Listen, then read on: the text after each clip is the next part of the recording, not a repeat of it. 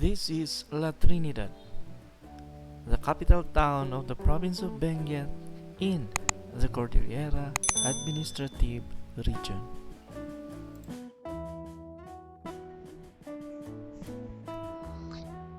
Hello, my name is Philippine Esnara Jr.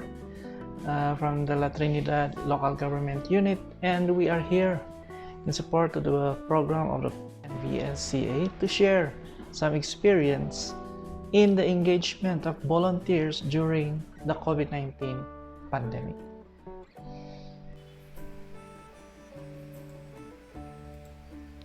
While there had been volunteerism in the municipality in La Trinidad and time memorial, in 2011, the Sangguniang Bayan has crafted Ordinance Number 14-2011 institutionalizing the guidelines and procedures for the accreditation of people's organization.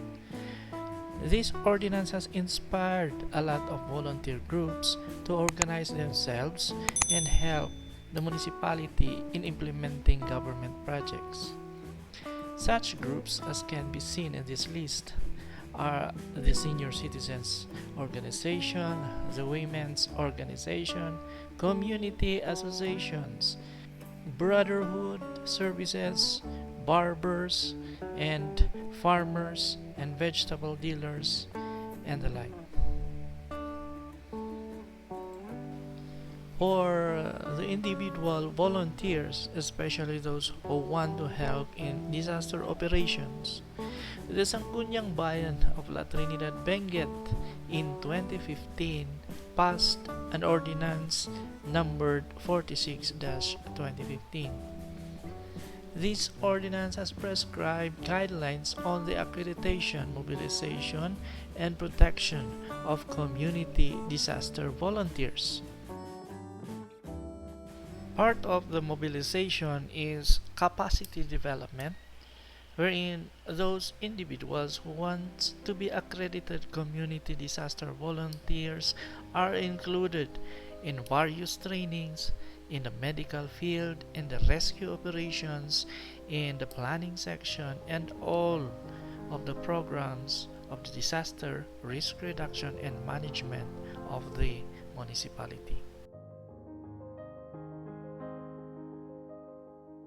Since this ordinance has also specified that all of those accredited volunteers has to be protected, the local government unit through the MDRRMC has decided to enroll each and every one of them in the Accident Assistant Benefit Program of the Philippine National Red Cross.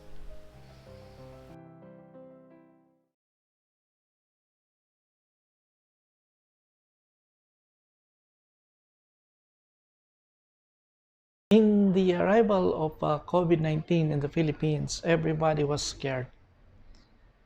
Even our employees and those frontliners didn't know what to do. But luckily, our volunteers are brave. In fact, they were the first ones who came in asking what can they do in preventing COVID-19 to arrive in La Trinidad. We have experienced ECQ, GCQ, MGCQ for the last 100 days. And the volunteers have played important roles in maintaining a less COVID-infected La Trinidad. The following is a slideshow of what our volunteers had been doing during the COVID-19 pandemic in the municipality of La Trinidad.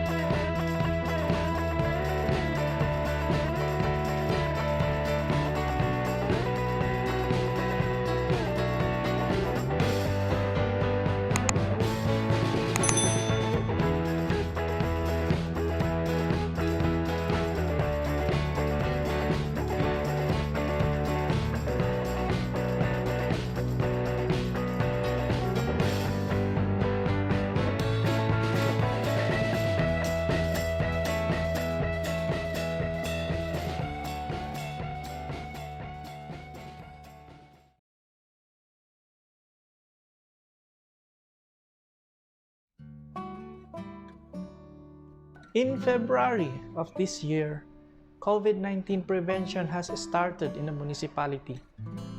Volunteers from the barangay health workers, the medical professions, and all other concerned individuals came asking how could they help prevent COVID-19 in entering La Trinidad. The challenge we encountered now is how do we assign works for each of them as they really want to help.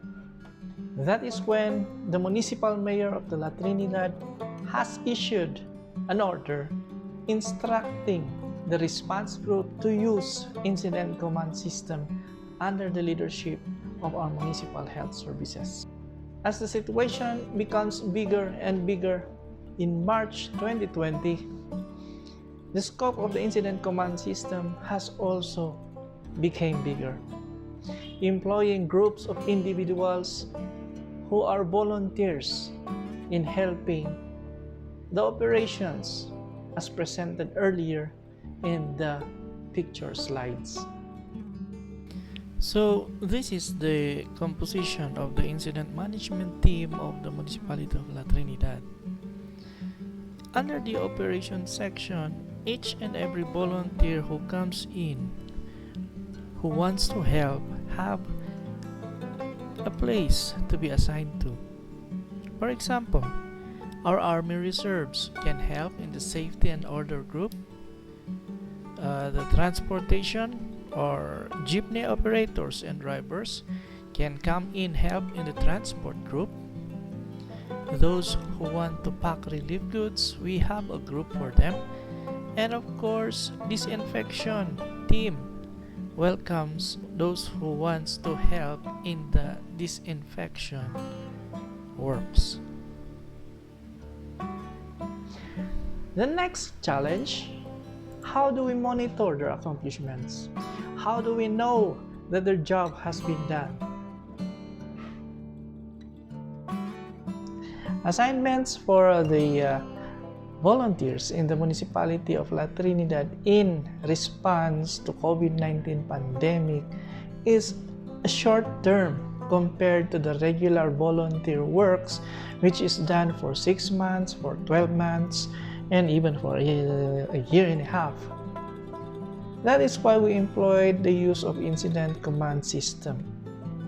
Basically, you can finish a work in a day. For example, our disinfection group, if they are asked to clean the area along the national highway, they can do so in a day, and the monitoring or their accomplishment can be physically seen just by merely going to see it.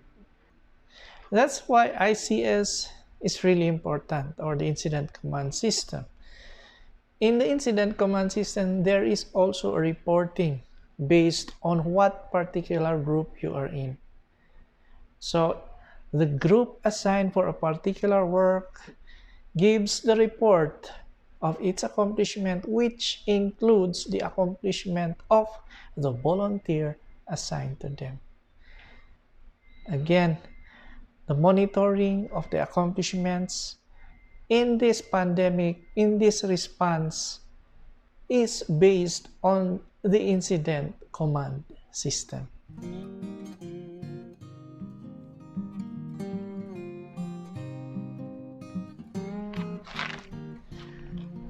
Recently, the Sangguniang Bayan has already approved the resiliency and recovery plan of La Trinidad for 2020 to 2022.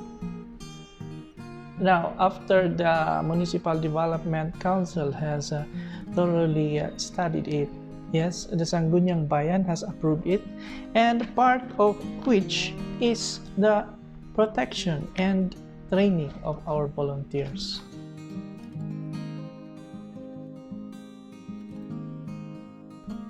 The plan is to have mental health management activities, of course, including the volunteers, to craft legislation of guidelines, specifically volunteers in times of disaster or pandemic.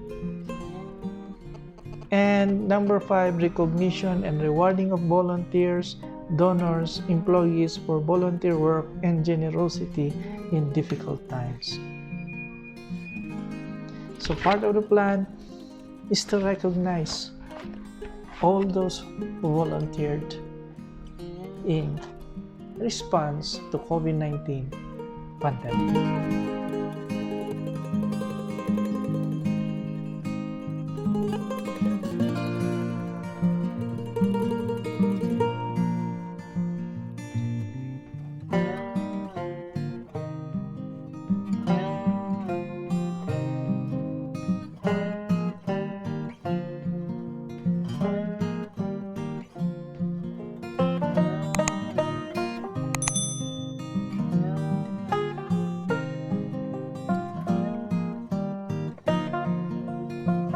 So that's how volunteers are engaged, protected, managed, and monitored in the municipality of La Trinidad. I hope it serves you well. Thank you for watching. Again, be safe.